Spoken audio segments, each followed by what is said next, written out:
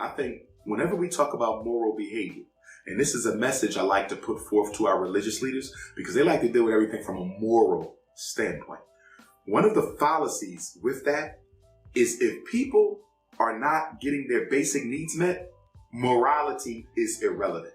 For example, people talk about how back in the 30s and the 40s, coming out of Reconstruction, just before the Civil Rights Movement, towards the end of the rise of the Garvey movement, people say, well, we had our families. Most black women was married. Most black men was married. We still had our vagrants and our delinquents, but largely we were a self-respecting, upstanding, self-employed community. We had our own business. We had our own moral fabric, our culture, and now look at us now. We do whatever we want. We come out the house half dressed. We don't respect the women. We don't respect the men. We don't respect the children. But a lot of this is the result of economic desperation. The black man had a family because he was able to provide for a family. Today, the black man has no family because he cannot provide for the family. Back then, black women, a lot of them may have had a little bit more dignity because they had a lot more going for themselves back then. Black youth were a lot more focused because we had more programs and opportunities for them. The political economic structure of the black community has been ripped out. And this began in the 70s. It intensified in the 80s with the war against black men, falsely called the war on drugs, okay, which took all the economic opportunity out the black community. If we go back in time, a lot of our grandparents were able to work in the neighborhoods where they live. A lot of our grandparents didn't have to go to college. My grandfather was a butcher. Him and my grandma, they live in an excellent home, okay, grandmom-in-law, okay, his wife, they live in a nice home, okay, live comfortably.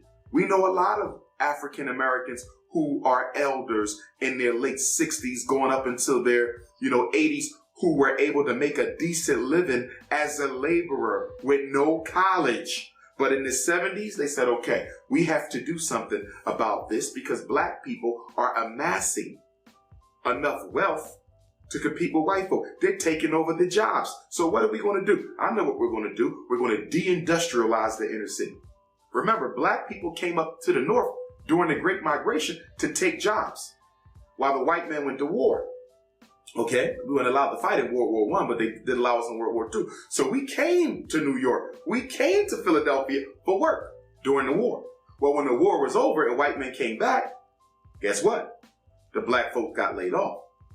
But a lot of us went into business as plumbers, electricians, carpenters, and we were able to take care of ourselves by looking out for the needs of other black families. So what did they do? Deindustrialize the inner city high schools, take out the trade programs. You can hardly find a high school now that teaches you to be a plumber, an electrician, a carpenter. It's all gone. To do what? Make sure black men can't feed their families. Make sure black women can't feed their families. And then they started sending everybody to college, which produces nothing but debt because most black folks with master's and doctorate degrees can't find a job. So you ain't got no skill to eat. You got a college degree, but you can't find a job because most of the degrees we get in college are only useful if there's white people hiring you. Okay, my doctorate degree, there's no black folk looking to hire a PhD psychologist. So most of our college degrees are dependent on being hired by the American economic system, you see. And so basically they brought the drugs in. You got all these unemployed black men. No economy. CIA brings the drugs in. We got an economy. Crack. So black men started selling the only thing that was available to bring in income, and that was drugs. But if you look at it through a moral lens, oh, he's wrong. How can he sell drugs?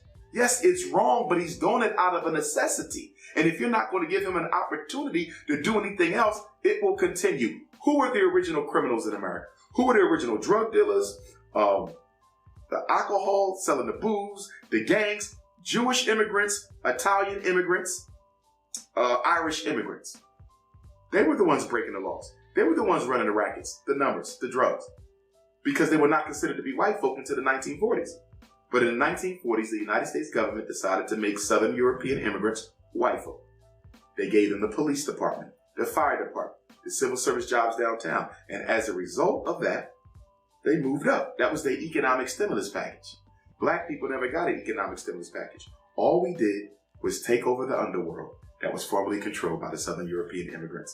Crime is not a function of genetics. Crime is not a function of race. Crime is a function of the economic order and lack of opportunity. When jobs are plentiful, crime goes down. When jobs are not plentiful, crime goes up. Everybody knows this. But whenever we talk about unemployment and crime with black men, no one draws the connection between miseducation, unemployment, economic castration, and incarceration. They just want everybody to think that they're born to commit crime. All they want to do is kill because they don't want to solve the problem. All right.